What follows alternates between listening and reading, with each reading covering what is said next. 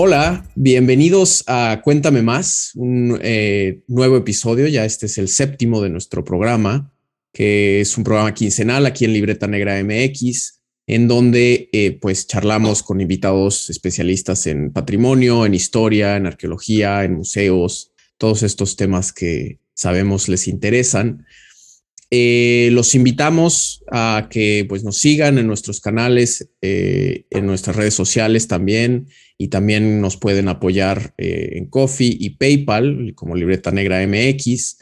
Yo soy Daniel Salinas Córdoba y hoy tenemos una súper invitada. Nos está acompañando la doctora Leticia Pérez Castellanos, perdón. Ella es profesora investigadora en el posgrado en Estudios y Prácticas Museales de la ENCRIM, la Escuela Nacional de Conservación, Restauración y Museografía en la Ciudad de México. Y ella tiene una muy larga trayectoria profesional, docente y de investigación en el campo de los estudios de públicos en museos y también con exposiciones internacionales, en el ámbito de exposiciones internacionales. Y justo de eso es de lo que vamos a estar platicando hoy. Bienvenida, Leticia, un placer tenerte con nosotros. Hola, buenos días. Al contrario, muchas gracias por la invitación. Estoy muy contenta de participar en este espacio que ya hemos interactuado como en redes, ¿no? Hemos estado ahí ya dialogando, entonces estoy muy contenta de estar por acá ahora en este programa. No, pues nosotros también muy contentos de que nos acompañes y pues nos compartas un poco, así que nos cuentes más un poco sobre tu trayectoria, tu trabajo. Y pues justo para ir empezando, cuéntanos un poco sobre ti, ¿no? ¿Cómo es que te involucraste con los museos? ¿Cuál ha sido el camino que has recorrido para estar pues en donde estás haciendo lo que haces? Mira, yo inicialmente estudié arqueología, soy egresada en primer lugar de la Escuela Nacional de Antropología e Historia de México, la ENA. Entonces, mi interés en la arqueología siempre estuvo como muy ligado a la parte de divulgación, ¿no? O sea, sí estaba yo interesada en hacer, digamos, investigación dura, ¿no? O de campo en la arqueología, pero siempre me llamaba mucho la atención y me jalaban los temas divulgativos. E incluso como uno de mis primeros intentos de tesis estaba enfocado a eso, ¿no? A la divulgación de la arqueología. Después yo egresé y comencé a trabajar en ámbito de proyectos de salvamento arqueológico, pero sí era un ámbito un tanto reducido, ¿no? De trabajo. Digamos que la arqueología, desafortunadamente, en nuestro país está un poco castigada en cuanto a las oportunidades estables de trabajo y de pues ciertas condiciones laborales mínimas, ¿no? Entonces ahí estuve explorando pues otras áreas y topé con museos, que también era algo que me había gustado mucho. Y entonces estudié la maestría de la ENCRIM y de ahí pues ya me empecé a involucrar en distintos proyectos, ¿no? Estuve en la reestructuración de la sala del Museo Nacional de Antropología, la de introducción, la de orígenes. Bueno, eso fue un poquito antes de estudiar la maestría. Después ya con la maestría me incorporé al proyecto de creación del Museo Interactivo de Economía y ahí fue donde conecté con públicos, porque cuando me invitaron a participar en este proyecto, una querida colega y maestra me dijo así como, ay, porque además mi aspiración como arqueóloga era ser curadora, ¿no? Si yo estaba en el ámbito de museos, en lo que yo pensaba era en curaduría. Entonces ella me dijo, ya sé que tú estás como para el lado de curaduría, pero ahorita hay una oportunidad en este nuevo proyecto para un área de investigación y evaluación de públicos. Y entonces pues habiendo esta puerta abierta, ¿no? Ávida de trabajar en museos, pues claro, acepté. Uh Y -huh. ahí pues comencé a capacitarme y a leer, enterarme ya más en particular de este asunto de los estudios de públicos. Estuve en el MIDE por unos 5 años y también estas vueltas, ¿no? Que da la vida, me llamaron entonces del INA para incorporarme a una subdirección de exposiciones internacionales. Y Mm. ahí, pues digamos, también me moví un poquito como un pasito al lado, ¿no? Hacia un tema mucho más de gestión y todo lo que tiene que ver con estas exposiciones mexicanas que salen al extranjero, también las que vienen a México. Y ahí, pues adquirí como todo un contexto de los museos, pues sí, a nivel internacional, ¿no? Las exposiciones, también mucho la pregunta sobre los públicos extranjeros, ¿no? ¿Cómo reciben y qué les interesa de estas exposiciones que México manda allá?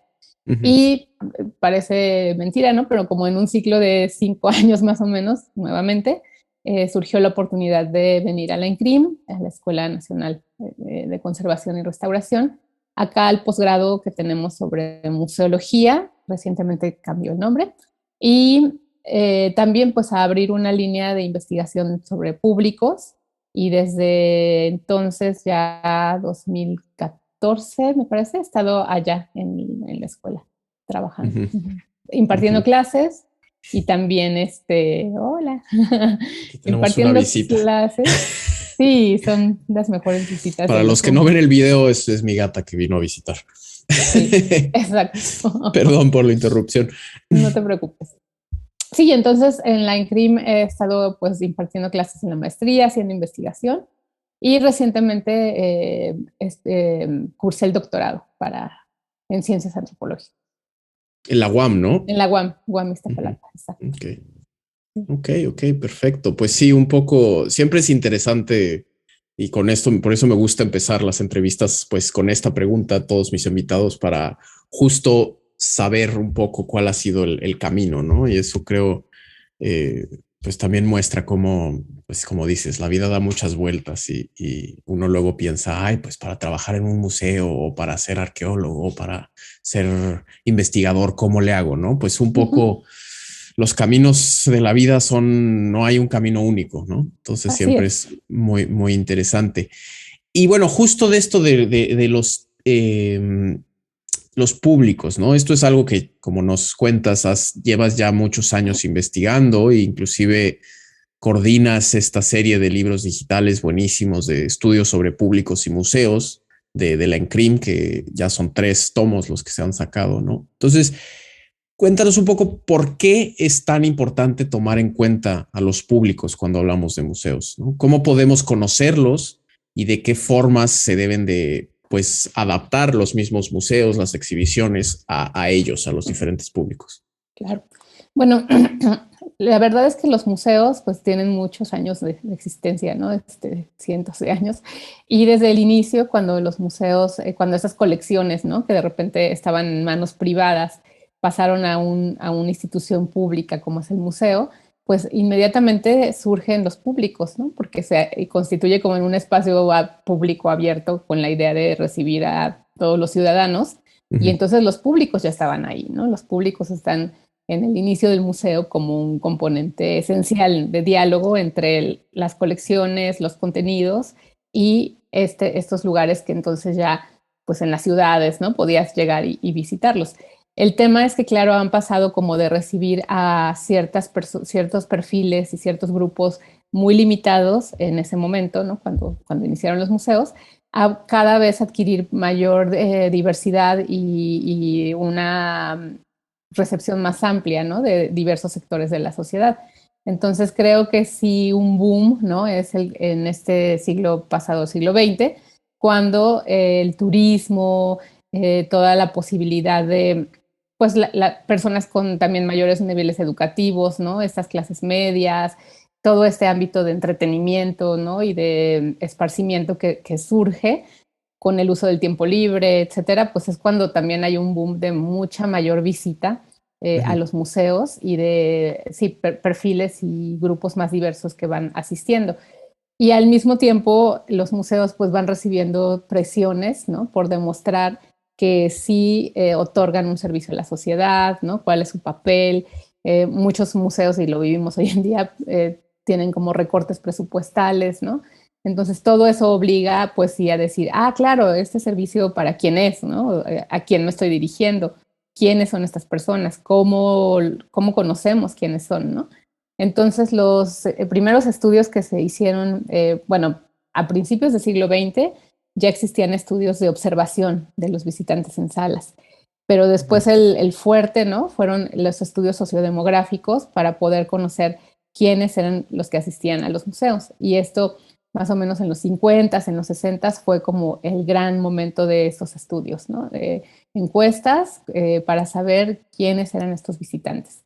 Y a partir de entonces, pues este campo de investigación se va también diversificando, se va ampliando y se van abordando muchas otras cosas, ¿no? Hoy sabemos mucho del comportamiento de los visitantes en salas, de sus perfiles, quiénes son, pero también, por ejemplo, de los resultados de la visita, ¿no? ¿Qué es lo que la gente se lleva, por así decir? Que recuerdan, ¿no?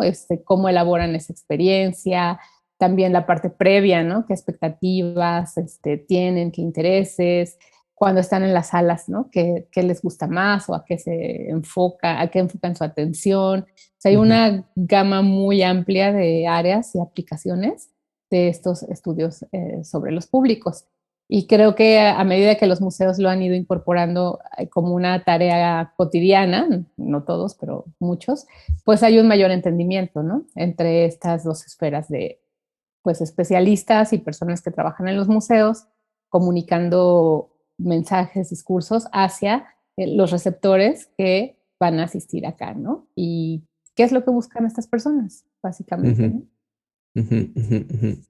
Y en este sentido, ¿crees que se han empezado a cambiar? O sea, porque yo esto lo noto en varios museos, no en todos, pero sí hay ciertas tendencias como a, pues, hacer un poco más horizontal esa conversación, no tanto el museo como emisor y el público como receptor nada más, sino como más en el mismo nivel una conversación y que el público, el visitante se vuelve ya pues interactúa y co-crea, por así decirlo, junto con el museo. ¿Cómo ves ese panorama, por ejemplo, en México?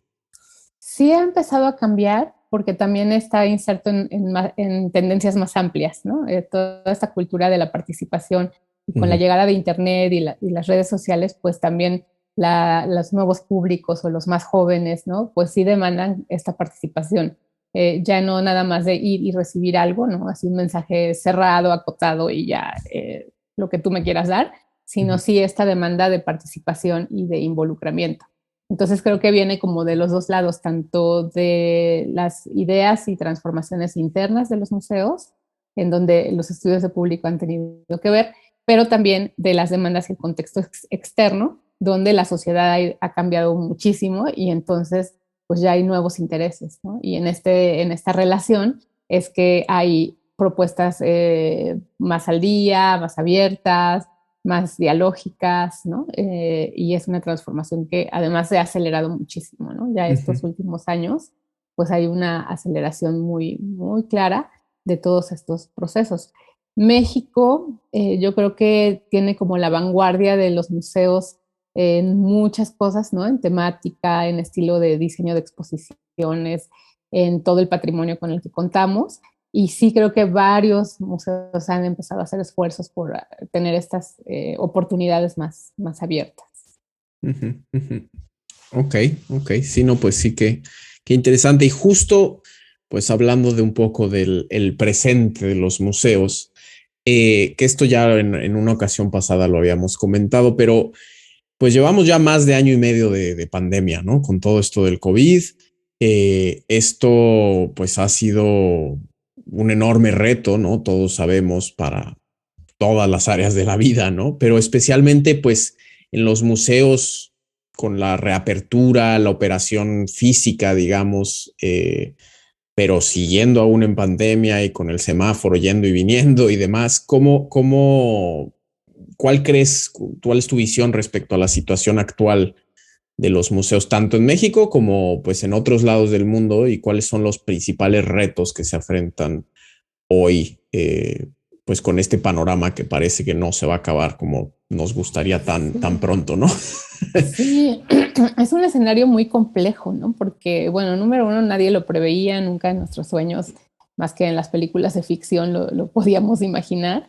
Entonces, por un lado, cuando viene el cierre total, ¿no? De las instalaciones, pues sí hay un problema ahí tanto de, por ejemplo, para muchos museos, ¿no? Los fondos a los que ellos tenían acceso vía la taquilla y otra variedad de servicios, pues al cerrar, pues es como una total ¿no? Ya no tienen ese ingreso en absoluto. Un gran sector de museos. Porque en México, por ejemplo, hay hay unos 1,400 museos, según los datos que se han registrado por INEGI y el Sistema de Información Cultural, y la mayoría no son públicos, ¿eh? Están ahí, los públicos hacen una gran parte, pero también hay muchos museos privados y muchos que tienen estas titularidades mixtas. Entonces, todos estos museos que contaban con fondos externos adicionales se ven totalmente puestos en jaque, ¿no? O sea, el mismo Papalote, ¿no? Que es una de las instituciones que bueno, promovía y decía, y sí es cierto, ¿no? Que son autosustentables en el sentido de que la mayor parte de sus fondos provienen de estos servicios, taquilla y todo lo que ofrece el Papalote, ¿no? Entonces, el mismo Papalote, siendo un museo tan fortalecido, de tanto arraigo ya en el tiempo y en todo lo que ofrece, se vio en una situación casi de vida o muerte, ¿no? Tuvo que recurrir a un fondeo para poder allegarse estos recursos y no cerrar. Entonces, si esto enfrentó Papalote, imaginen otros tantos museos de este sector privado ante esta problemática de total ausencia de fondos, ¿no? Por el otro lado, también desafortunadamente la pandemia coincide con un escenario de austeridad, ¿no? En México, donde también se estaban recortando muchos fondos para los museos públicos. Y la verdad es que los recursos pues son imprescindibles, ¿no? Para todas las tareas que se quieran hacer en las instituciones. Entonces, sí es un momento de crisis por varios sentidos, ¿no? Tanto presupuestales, pero también porque como estos museos con menos recursos financieros y humanos, porque en los museos públicos también hubo grandes recortes a toda la parte del personal, cómo estos museos con todas estas restricciones pueden enfrentar un escenario tan adverso que les demandaba pues una total reconversión de su lógica, ¿no? Y de las actividades que hacían, porque anteriormente ya era muy también pues ya lo traían muy hecho, ¿no? Que, abro las puertas, los visitantes vienen, estas son las actividades que se hacen, esto ya era una lógica, pues, que se venía haciendo de mucho tiempo y bien o mal, pues, se hace, ¿no? En cambio, cierras las puertas y es ahora, ¿qué hacemos? ¿No? Y entonces viene todo este asunto de pasar a la esfera digital y ahí también hay mucha diferencia entre las habilidades y las posibilidades que tienen distintas instituciones para abordar esto.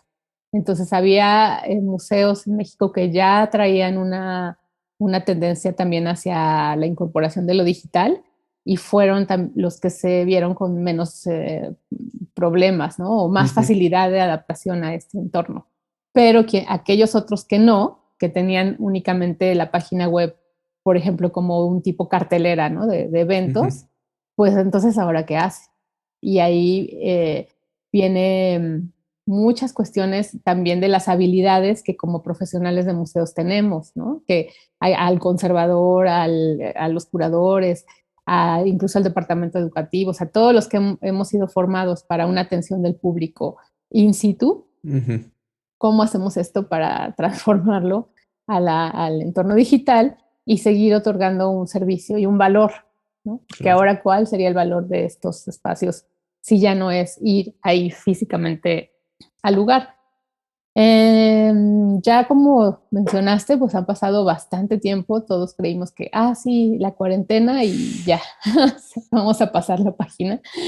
Y no, entonces esa cuestión creo que beneficia porque ante la crisis puedes estar paralizado, pero también puedes ser mucho más creativo, ¿no? Y puedes también tener un golpe de realidad de pensar que pues esto va a ser así y entonces más bien vamos a tener que trabajar de manera híbrida en el espacio físico, o sea, presencial y toda la parte digital, y que esto ya llegó para quedarse. Y entonces, ¿cómo vamos a maximizar pues estos recursos, estas ideas, ser más creativos y poder entonces otorgar un servicio y experiencias en ambas esferas? Y también para públicos que cada vez más estaban acostumbrados ya a lo digital, ¿no? Todos estos jóvenes, ¿no? Como muchos de los seguidores de Libreta Negra, ustedes, pues sí son personas que crecieron ya en otro ambiente, ¿no? Que se informan por otros medios, por ejemplo, ya lo comentábamos con amigos, pues no vemos a nadie que lea un periódico así físico, ¿no? Son cada vez menos personas. Entonces también, ¿cómo vamos a adaptarnos a estos nuevos públicos y a sus intereses, necesidades y a sus estilos de consumo y participación? Claro, claro, sí es el gran reto de cómo seguir vigentes y cómo, pues sí, ante todos estos, como mencionas, carencias, ¿no? Y ahorita mientras nos comentabas esto, me surgió la duda, ¿ha habido ya estudios sobre, por ejemplo, eh, en México de museos que han cerrado? Como definitivamente, porque sé que muchos siguen cerrados en el sentido de que no han abierto físicamente de nuevo, ¿no? Y eso, pues, bien que mal, pues seguimos en pandemia y pues es como dices, la realidad presente y por el futuro a corto plazo al menos, ¿no? Pero ha habido algunos que ya sí de estos, por ejemplo, los no institucionales que son privados o mixtos que se declaran en bancarrota y cierran sus puertas. ¿Ha habido algún tipo de análisis, estudio ya pues a año y medio de que empezó todo esto? Pues mira, ¿Sabes? sí hay dos fuentes, no tengo ahorita como el dato exacto, pero ICOM y UNESCO sí estaban haciendo un seguimiento a nivel mundial y ellos sí reportan que creo que 10-15%, la verdad, no estoy 100% segura del porcentaje, pero sí hay un porcentaje de museos que ya no van a reabrir, ¿no? Y ellos sí lo ponen en ese nivel. En el caso mexicano, concretamente tampoco sé si existe el dato, pero INEGI, que levanta una estadística de museos anual y de visitantes de museos anual, en su reporte de 2020 sí mencionó que menos instituciones contestaron su cuestionario, ¿no? Este cuestionario en el que cada museo reporta todos los datos de la institución, ¿no? Cuándo fue fundado, cuántos días al público, cuándo abre, los horarios, personal con el que cuenta. Entonces, menos instituciones de las que normalmente contestaban este cuestionario lo respondieron, ¿no? Entonces, ahí hay un dato indirecto de, bueno, no lo respondieron porque estaban limitados de tiempo, recursos, energía, lo que fuera, o no lo respondieron ante una incertidumbre de pues ya no saber si se iban a abrir o no. Entonces, ahorita es un poquito pronto para tener ese dato preciso, ¿no? Al menos en el caso de México, pero sí sé que a nivel mundial sí hubo un golpe, ¿no? Y que muchas instituciones sí, en definitiva, cerraron ante este problema de múltiple, ¿no? De no tener más cómo operar. Sí, sí, sí. Un caso de estos es pues el Museo Dolores Olmedo, ¿no? Que de hecho en Libreta Negra tenemos nuestra colaboradora Jimena Apisdorf en su sección desde el escritorio y tiene un video sobre el caso específico del Museo Dolores Olmedo, si gustan buscarlo, oyentes, pero pues sí es de esto, de instituciones que sí están cerrando, ¿no? Así es. Eh, entonces sí es, pues sí, son tiempos interesantes definitivamente en los que estamos viviendo, muchos retos, pero creo esto que resaltas es muy importante también de que las crisis pues son oportunidades, ¿no? También para reinventarse un poco y pues esto nos guste o no tanto, pero sí, la pandemia nos ha forzado a muchos a pues justo encontrar otras formas de continuar y de hacer relevante, ¿no? Sí, así es. Ahora, cambiando, bueno, un poquito pasando al siguiente tema que quería que nos comentaras, es esta otra rama de tu trabajo y tu experiencia, que ya la comentaste, todo esto de las exposiciones internacionales, ¿no? Tienes hace un par de años publicaste en coautoría con una investigadora neozelandesa, Lee Davidson, el libro Embajadoras Cosmopolitas, Exposiciones Internacionales, Diplomacia Cultural y el Museo Policentral. ¿Podrías contarnos un poco sobre este trabajo, ¿no? ¿Cómo es esto de las exposiciones internacionales y qué papel juegan en la diplomacia cultural pues de Sí, México y del mundo, ¿no? sí, claro. Pues ese fue un interesante traslape, ¿no? De mi trabajo anterior en la Coordinación Nacional de Museos, cuando llevaba las exposiciones internacionales, y después lo que tenía que hacer yo en la INCRIM, que era generar un proyecto de investigación. Entonces, cuando yo me pasé acá a la escuela, eso fue lo que me dijeron, ¿no? Tú tenías como profesora, pero además tienes que tener un proyecto de investigación. Ujú. Y entonces yo pensaba así como, bueno, entonces, ¿qué voy a investigar, no? Así como, ¿qué voy a investigar? Pero ya había tenido algunas pláticas con mi colega Lee Davidson, que trabaja en la Universidad de Victoria en Nueva Zelanda, en Wellington, y ella había hecho un estudio interesante sobre la exposición de Maurice que vino aquí a la Ciudad de México. Bueno, que itineró en varios países del mundo, incluido Ciudad de México.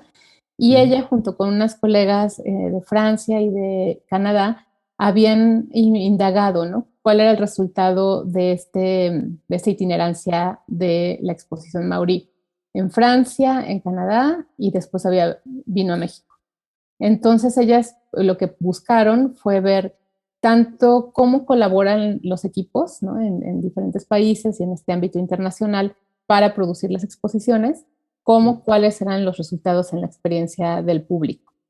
Como la exposición Mauri vino a México en reciprocidad, México mandó la exposición de aztecas a Nueva Zelanda, que se exhibió también en Australia, y entonces estaba este intercambio doble, ¿no? Tanto nosotros habíamos recibido lo maorí como ellos iban a recibir esta exposición mexica.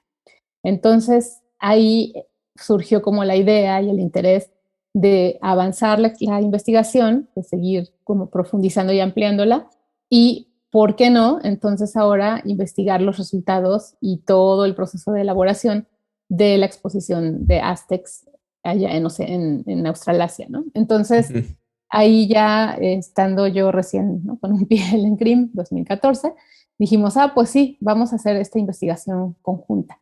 Y fue un proceso muy, muy interesante. Además, fue un proceso de colaboración que a la fecha continuamos, ¿no? Y de una investigación también hecha a distancia, pero pues aportando las dos, ¿no? Lo que podíamos tener de los contextos de cada país, porque hicimos entrevistas con quienes se involucraron en toda la organización de la exposición de Aztecs, incluidos los comisarios, los curadores, la gente de diseño, y entrevistamos a personas profesionales del Museo de Nueva Zelanda Nacional y también de los museos en Australia y también del INA México acá. Y luego hicimos entrevistas con los visitantes que asistieron a esta exposición, y lo interesante en estas entrevistas fue que se hicieron, digamos, de corto y mediano plazo después de la visita. Muchos de los estudios de públicos se hacen cuando tú sales de la sala, ¿no? Visitaste, sales de la sala y entonces se aproximan contigo para hacerte un cuestionario, aplicarte un cuestionario, a veces entrevistas, pero más breves. El caso es que recuperan la experiencia del público inmediatamente. Y las investigaciones sobre experiencias del público o otras que se han hecho, lo que dicen es que los visitantes pues siguen elaborando esta experiencia, ¿no? No terminó ahí cuando tú saliste del museo, sino que te vas, sigues pensando en ello, puede que lo recomiendes, puede que regreses, a lo mejor leíste un libro o te metiste a internet a investigar más sobre el tema, a lo mejor te detonó la idea por viajar, ¿no? Al país de donde viene esta colección, etcétera. Hay como pues toda una serie de cosas que pasan en la gente después de que asiste a una exposición. Entonces nuestras entrevistas fueron después de esto, ¿no? Ya nos aproximamos a los visitantes para preguntarles si que quisieran participar, y después les hicimos la entrevista 3, 4 semanas posterior a su visita, o en algunos casos un poquito más, e incluso hicimos una segunda entrevista de seguimiento pasado más tiempo para ver cómo seguían reelaborando esto. Y los resultados son muy interesantes, ¿no? Hubo gente que sí viajó acá a Latinoamérica con esta idea de conocer más de estas culturas. Hay gente que se involucró mucho por sus intereses personales, ¿no? La gente que le gusta cierto tipo de un hobby, una actividad que tienen, lo relacionan con lo que se ve en la sala, ¿no? Digamos que desde la parte del museo y la producción siempre aspiramos como que aprendan, ¿no? Que muchas veces aspiramos a que incluso se lleven datos y que aprendan de la historia pero lo que pasa con la gente es muy distinto, ¿no? La gente también disfruta por la parte estética, se emociona, se cuestiona cosas, refuerza como lo que ya pensaba, ¿no? Sus identidades, van buscando ahí, no sé, una persona que era joyera, ¿no? Que hacía joyería, pues se enfocó solo su atención a las piezas de arte de orfebrería, ¿no? Otras personas se preguntaban más, pues por todo este tema polémico, ¿no? Del sacrificio humano, pero sí reflexionaban como diciendo, bueno, pero estos son parámetros de otra cultura, de otro tiempo, ¿no? Hoy en día la gente sigue matando y no por ninguna razón, ¿no? En cambio, estas culturas pues tenían todo una cosmovisión, todo un sistema en el cual se inserta esta práctica. Entonces son entrevistas muy a profundidad, muy interesantes, muy amplias, y los resultados pues sí son fascinantes, ¿no? Entonces, bueno, todo esto condujo a la publicación del libro, donde plasmamos los resultados de la investigación, y es muy interesante ver la comparación, ¿no? Entre qué sucedió con la exposición maorí y qué sucedió con la exposición de Aztecs, y también cómo son estas colaboraciones a nivel internacional, porque hay muchos retos, ¿no? Aunque ahora tenemos más facilidad de comunicación, imagínate, en ese momento cuando se plantearon las exposiciones, no existía Zoom, ¿no? Y eso es algo que es como tan cercano, pero pues todavía no existía Zoom. Entonces se trabajaba mucho sobre el correo electrónico, llamadas telefónicas y a veces teleconferencias, pero ni siquiera de video, ¿no? Porque impone retos técnicos también. Y luego está la diferencia de horarios. Entonces, también es otra cosa compleja, ¿no? De trabajar. Y los contextos culturales e institucionales, ¿no? De una institución como el INA, que es una institución, un instituto muy grande, ¿no? Central, que atiende muchísimos temas. El área donde yo estaba, la subdirección de exposiciones internacionales, lleva a la par 10, 12 proyectos de exposiciones, ¿no? Con un equipo pues también pequeño para la escala de ese trabajo. Mientras que los museos en Nueva Zelanda, en Australia, tienen personal más especializado por tareas, trabajan con tiempos de mucha antelación en el diseño y producción de las exposiciones. En fin, pero entonces todos estos contextos lo que hacen es que sí sea un trabajo complejo, digamos intercultural, que fue lo que nosotros encontramos, en donde todo el tiempo tiene que haber muchas negociaciones y también la comunicación es clave, ¿no? La comunicación en todos sus aspectos. Poder establecer parámetros claros hacia dónde vamos, expectativas, ¿no? Tiempos. Y fue muy interesante ver cuál es este proceso de producción de estas magnas exposiciones, porque además son proyectos pues de gran escala, ¿no? Que implican mucha logística, muchos presupuestos, el involucramiento de embajadas, el involucramiento de gobiernos, fue fascinante. Tú dices, bueno, ¿cuál es la importancia, ¿no? En términos de la diplomacia cultural? Pues vimos que sí los museos actúan como agentes diplomáticos en sí mismos, pero también coadyuvando otros intereses de las naciones para poder promover, ¿no? Las culturas de cada país. Pero sí abren también un diálogo, ¿no? Sí ponen ahí, posibilitan esta idea de la diplomacia de tener un mayor entendimiento cultural. Esto, pues sí se tiene que hacer respecto a un planteamiento de los proyectos que busquen esto en lugar de hacer o crear estereotipos, en lugar de irse como por la fácil, ¿no? De lo espectacular o pues hasta, no sé, como, no se me fue la palabra, pero algo que realmente lo que quiere es jalar gente y ya, ¿no?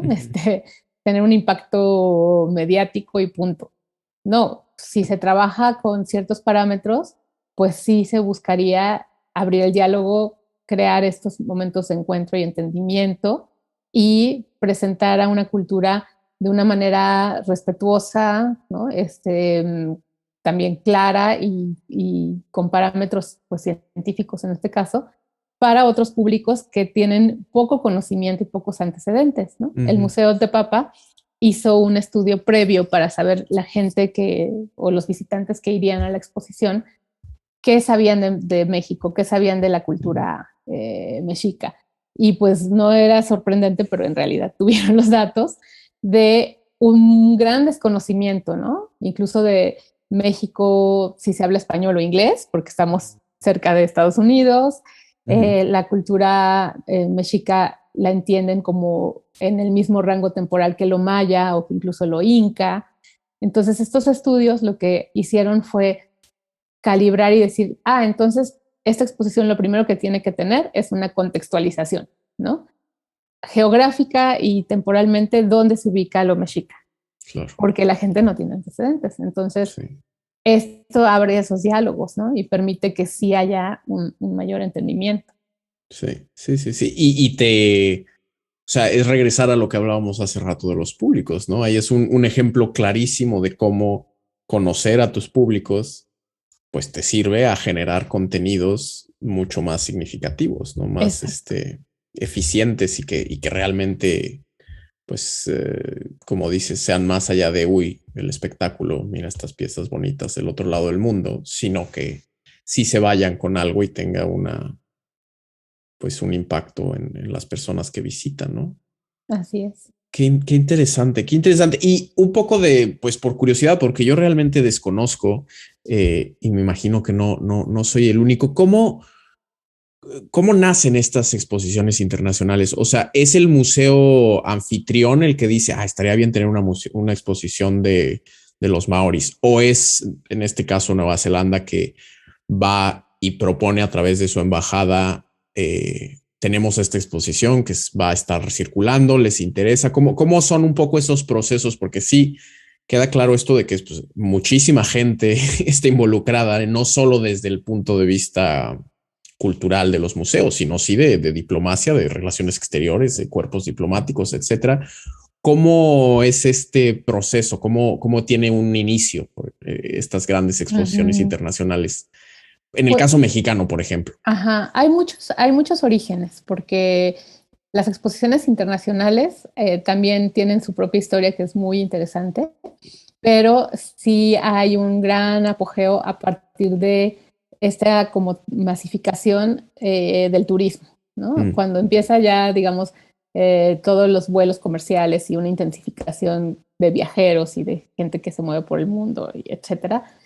También a la par, ¿no? Vienen estas exposiciones que buscan atraer públicos diversos, o sea, más amplios, ¿no? De los que normalmente reciben los museos, y también cómo incentivar el turismo a las ciudades. Entonces, ya estos museos se plantean decir, bueno, vamos a traer una exposición sobre tal tema, también para poner en contacto a públicos de nuestro país que quizá no tienen la oportunidad de viajar a otros países, ¿no? Entonces, por ejemplo, una exposición como Faraón, el culto al sol, que estuvo aquí en el Museo Nacional de Antropología, pues ese es un gran punto al cual ir, ¿no? Si yo no he viajado a Egipto, si me interesa el tema, si quiero ver estas grandes obras, ¿no?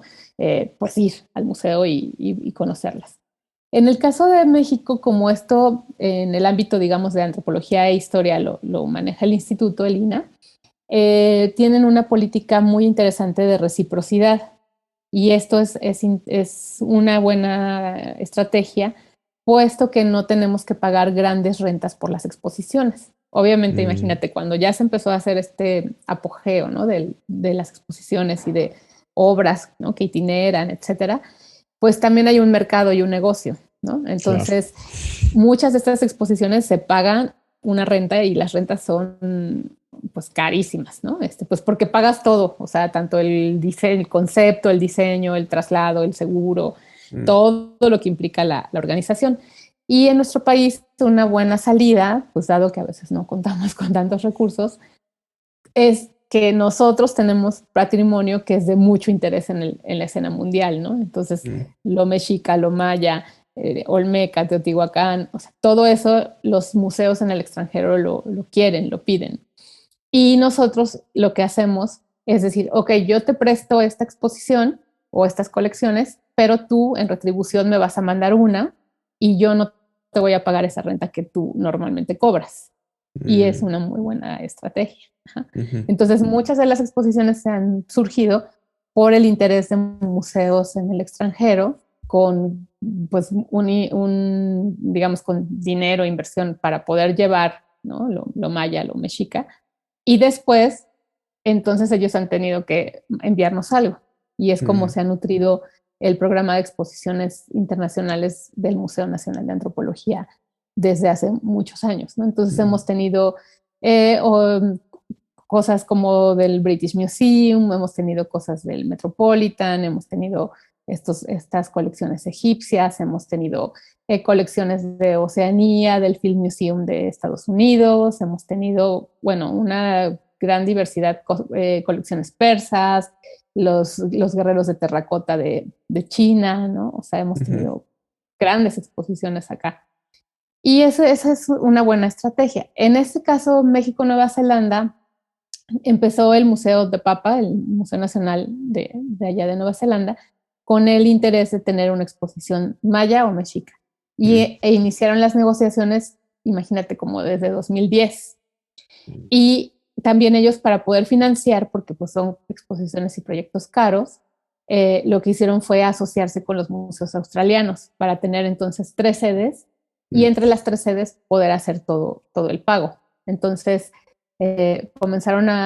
asistieron aquí a México, hablaron con autoridades en el INAH, empezaron a gestionar todo esto y México planteó esto de la reciprocidad, ¿no? Ok, pero entonces, ¿qué podemos recibir nosotros a cambio? Y ellos tenían la exposición Maori justo en itinerancia que iba a pasar de París a Canadá, a Quebec.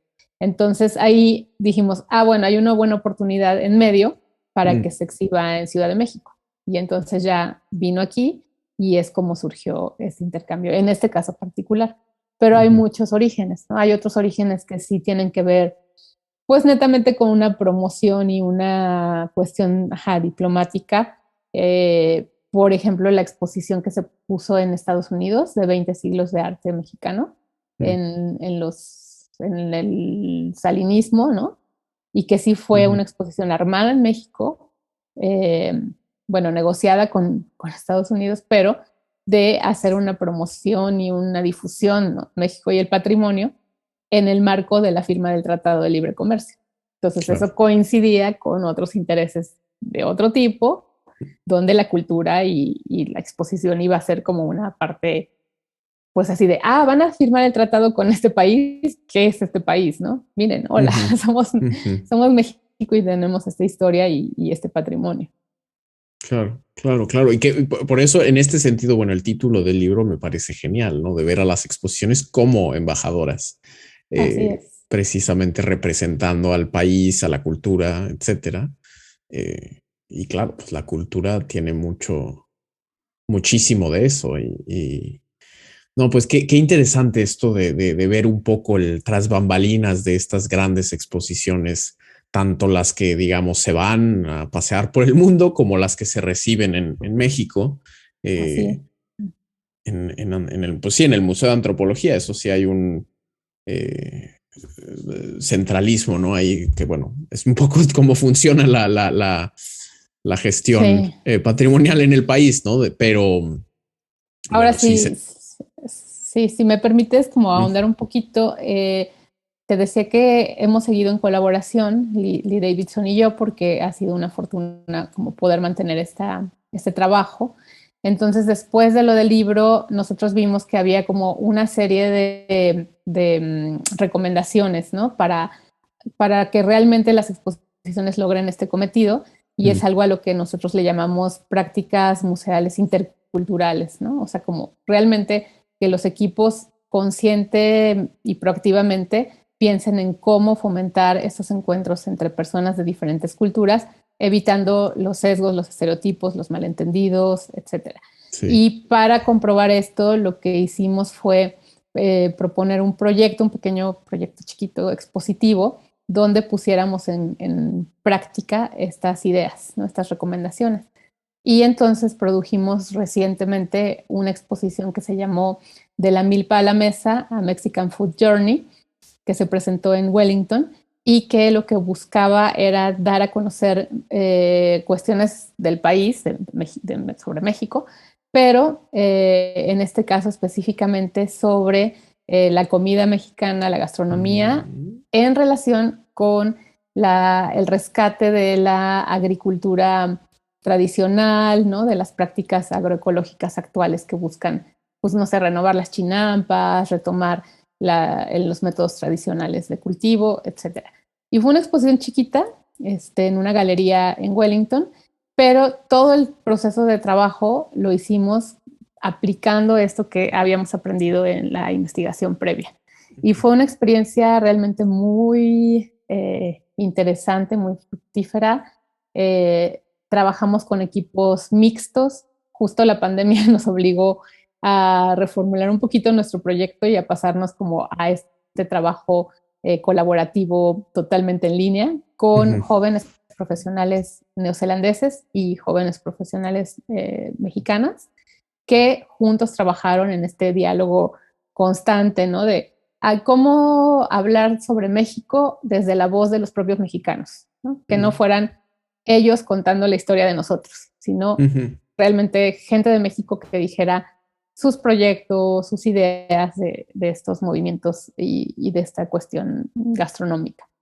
Y también después, me parece, creo, les van a pasar algunos recursos, ¿no? Del trabajo que yo he hecho y ahí les mando, bueno, les pongo información sobre este proyecto, también, bueno, obviamente del libro, pero otros artículos que hemos publicado que son de acceso libre que también pueden tener para que los consulten. Claro, claro, claro, sí, los incluimos con mucho gusto, porque esto bueno, es muy interesante. Yo de esto no estaba al tanto y suena así muy bien y muy pertinente también. O sea, esto hoy en día, pues cada vez se hace más necesario. Por un lado, esto que mencionas de fomentar el entendimiento entre culturas, ¿no? De como tumbar estas barreras que luego se construyen o ya se tienen sobre el otro y verlo como, pues sí, completamente un estereotipo y algo muy lejano, muy desconocido, muy opuesto. Y se me hace excelente que pues sigan en este trabajo de justo para generar estos entendimientos interculturales. Y esto sí, pues con la comida y de quién habla, cómo se presentan las cosas, todo eso es también pues súper interesante y suena muy bien. Y va a haber nada más, pues por curiosidad, va a haber algo como de nuevo el intercambio, va a haber algo de Nueva Zelanda para México o fue nada más de México para Nueva Zelanda. Pues en este caso es complicado porque los fondos que tuvimos para producir la exposición provienen de un organismo de la universidad y neozelandés que busca, fíjate qué interesante, hacer un acercamiento de Nueva Zelanda con las culturas latinas.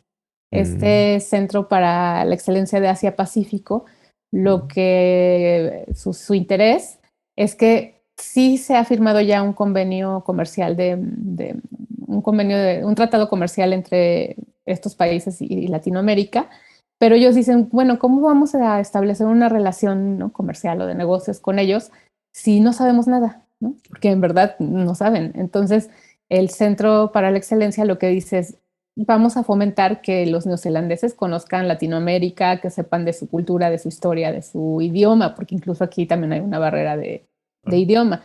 Y entonces financian estos proyectos cuyo interés es la difusión de las culturas latinas allá.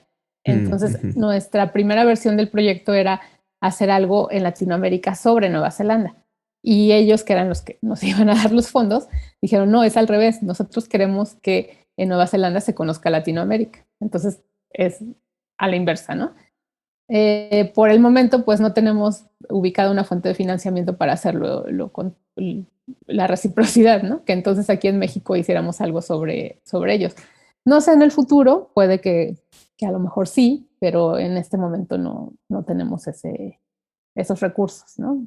Para hacerlo de esa manera.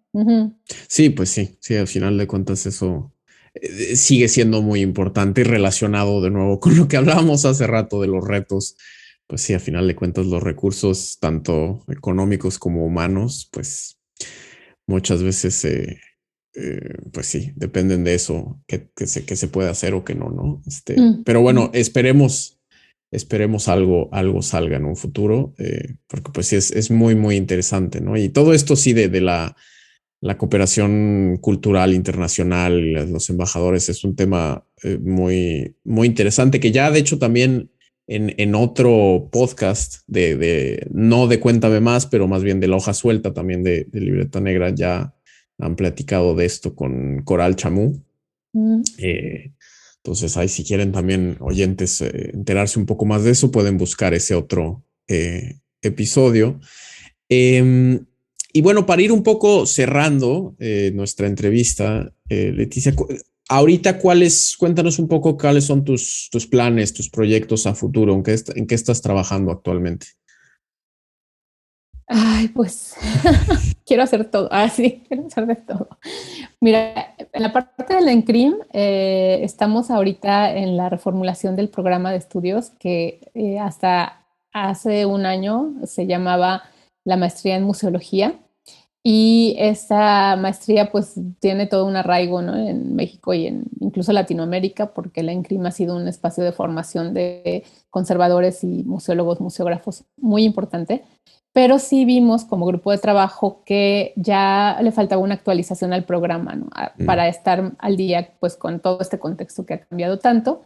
Y por eso le cambiamos el nombre a Maestría en Estudios y Prácticas Museales, para desapegarnos un poco de esa visión que ve a la museología como el estudio del museo institucional, ¿no? El museo físico de casi edificio neoclásico, colecciones, o sea, como esta idea muy tradicional. Y ujú, nuestro nuevo posgrado lo que busca es un mayor diálogo entre la teoría y la práctica, ¿no? La incorporación de muchos temas vigentes, actuales, emergentes, como todas las discusiones sobre género, sustentabilidad, inclusión, accesibilidad. Entonces, esto nos ha llevado mucho trabajo porque fue un replanteamiento total del programa de estudios. Y ahorita estamos muy contentos con la primera generación que recibimos en este nuevo programa, pero sí nos implica, pues, ¿no? Toda una claro, es actualización un reajuste es total, un ¿no? reajuste total. Entonces, por un lado, pues tengo eso que es mi trabajo cotidiano. Por otro lado, pues también quiero y estoy trabajando en ver cómo difundir y escribir sobre los resultados de mi tesis de doctorado, que fue como otro tema muy, como se cercano, pero es otro tema, otro ámbito. También estoy trabajando junto con una colega de Argentina, Alejandra Panoso, en el volumen 4 de estudios sobre públicos y museos, que es Ujú, la serie que tú mencionaste. Eh, y me gustaría, bueno, tengo en el futuro pensado hacer un libro mucho más de divulgación y práctico sobre una línea que yo he planteado de cómo abrir los museos al público, ¿no? mm, Porque o sea, abrir como de verdad, ¿no? Porque yo me he planteado y he visto que los estudios de público son muy útiles, son no lo voy a hacer, es el área que yo trabajo, pero no todos los museos tienen la posibilidad y los recursos humanos financieros de realizar investigaciones de públicos, ¿no? Como mm, tales. Entonces, eso los lleva a pensar de repente de que, sí, los públicos son importantes, pero no puedo hacer un estudio público, bueno, ya, hasta ahí me quedo, ¿no? mm, Cuando en realidad ya hay toda una serie de estrategias de lo que ya sabemos derivado de la investigación, de otros instrumentos de autoevaluación y otras técnicas y herramientas que se pueden aplicar para trabajar con los públicos, para acercarnos a ellos, que no implican la elaboración de un estudio formal, pues que lleva más tiempo, que lleva más recursos, ¿no? Entonces a mí me gustaría, esto lo he dado en talleres, lo he trabajado, pero sí quisiera yo hacer a futuro un libro una publicación que ayude a esto, ¿no? ujú, Que le sirva a claro. los museos y a la gente que trabaja ahí del día a día a sí, establecer puentes y lazos, conectar con el público, conocer y conectar con el público sin que tuviera que ser un estudio formal que sí requiere pues más tiempo, más estructura, más conocimiento, ¿no? Ujú, Creo. sí. Sí, No no, sé. no, bueno, suena. súper bien. Eso pues sí es muy importante y creo un poco como ya hemos ido mencionando, va mucho para allá, ¿no? De hacer más inclusivos, más abiertos a los museos y no tanto, pues sí, lo que mencionabas del plan de estudios, esta institución muy pues ajena y como arriba y como nada más para ir a ver cosas, ¿no? Sino qué Sí, bien, ¿no? Pues sí. buenísimo, suenan todos Bueno, esos. y si me Ujú. permites así como dos promociones, Claro, claro, adelante, pues aquí voy para eso a, estamos. voy a participar en un congreso internacional que organiza el Museo UPAEP de Puebla. Esto va a ser en octubre. Y ahí igual estaré dando unas conferencias sobre esa temática y el evento está muy bien porque el tema de este año es precisamente evaluación e investigación de públicos. Entonces, el programa está excelente. Hay unas participaciones de colegas que trabajan este tema en México, en el extranjero. Así que también les dejamos la información y los invitamos a eso. Y por otro lado, en la ENCRIM tenemos el Seminario Permanente de Museología en América Latina, que también es finales de octubre. No sé, octubre es el mes favorito para hacer esto. Y ahí vamos a abordar el tema de la interpretación, mediación y divulgación, ¿no? Que son como aspectos que se tocan, pero como cada uno tiene su propia esfera. Y Ujú. también ahí daré un taller sobre la evaluación de la interpretación. Entonces, para que estén pendientes estos Buenísimo. eventos. Uh -huh. Sí, buenísimo.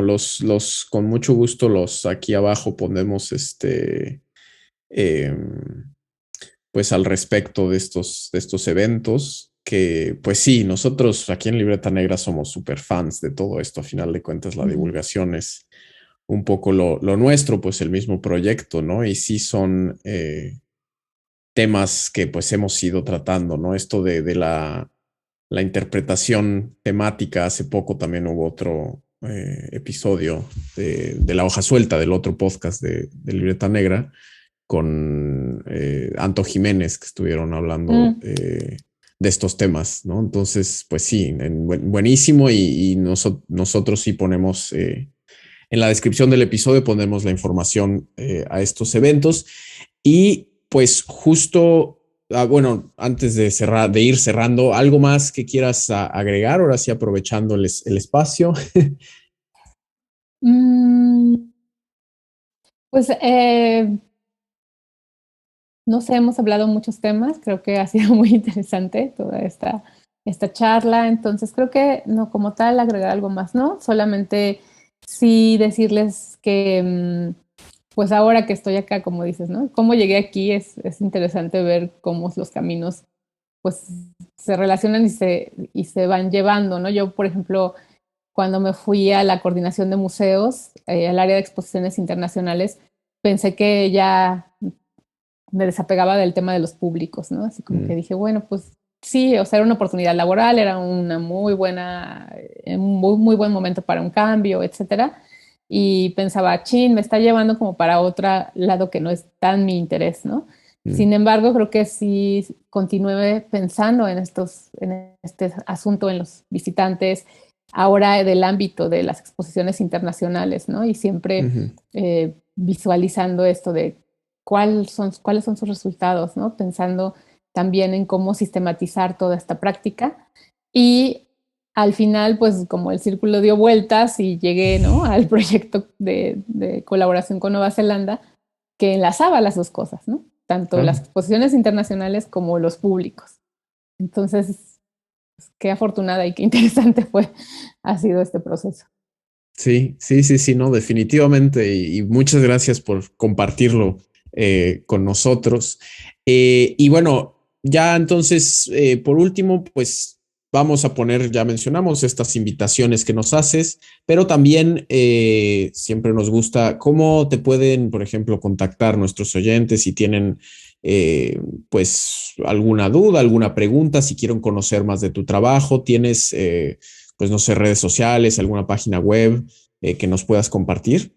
Sí, tengo el blog que escribo que se llama El Diván Museológico y en este blog, aparte de escribir algunas ideas y compartir como mis reflexiones, También tiene algunas otras pestañas ahí donde ustedes pueden entrar a mis publicaciones. Ahí todas las publicaciones que tienen que están disponibles tienen la liga, ¿no?, para descarga.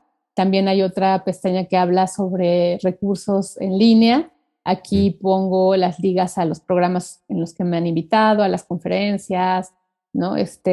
Entrevistas como esta, ¿no? Ahí irá a dar a ese repositorio. Entonces, es el lugar que concentra mucho más la información sobre mi trabajo, el diván museológico. Tengo cuenta de Instagram, es @LetiPerezCast. También con la misma cuenta en Twitter. Perfecto, perfecto, buenísimo. Pues eso también, oyentes, ya saben, lo ponemos en la descripción del episodio abajo, tanto en formato podcast como en YouTube. Ahí pueden encontrar esos enlaces para pues que le echen un ojo a todos estos materiales y se puedan poner en contacto con Leticia. Bueno, y también aprovechando, pues si aún todavía no lo hacen, también a nosotros nos pueden seguir, ¿no? A mí, en mi cuenta personal, me encuentran también en Twitter e Instagram como Daniel Salinas 00, @Daniel Salinas 00. Y pues en Libreta Negra, ya saben, estamos en YouTube, en Twitter, en Facebook, de nuestras redes sociales y también en todas las plataformas de podcast, ¿no? iVoox, Himalaya, Spotify, ahí nos pueden seguir para conocer más de nuestros contenidos, nuestros programas. Y pues les agradeceríamos también si nos quieren apoyar, recomiéndenos, ¿no? Eso a final de cuentas, para un proyecto de divulgación como lo es Libreta Negra, nada mejor que la de voz en voz, ¿no? Las recomendaciones de voz en voz. Si tienen algún amigo, primo, familiar, vecino, lo que sea, que creen que puedan interesarle estos programas nuestros, ya sea este episodio o algún otro episodio de Cuéntame Más o de La Hoja Suelta o de nuestros videos en YouTube, pues compartan el link, no les toma mucho tiempo y nos ayuda muchísimo a nosotros a crecer. También otra forma de apoyarnos es con apoyos económicos, ¿no? Nosotros somos un proyecto independiente y pues sobrevivimos, lo hacemos con mucho cariño, pero pues sobrevivimos y gracias a sus apoyos, que pueden hacerlo con un café simbólico en Ko-fi o también por PayPal. Igual abajo en la descripción encuentran los enlaces a todo esto, nuestras redes sociales para apoyarnos y compartir nuestros contenidos. Y pues con eso terminamos el episodio de hoy, que fue producido y editado por Omar Espinosa, de Libreta Negra MX. Muchas gracias por eso, a Omar. Y pues gracias a ustedes por escucharnos, queridos oyentes. Y Leticia, muchísimas gracias por acompañarnos y compartirnos un poco de tu trabajo y tu experiencia. Al contrario, muchas gracias por la invitación. Perfecto, pues oyentes, nos escuchamos de nuevo en 2 semanas en otro episodio de Cuéntame Más. Y pues muy bonito martes tengan todos. Hasta luego. Hasta luego.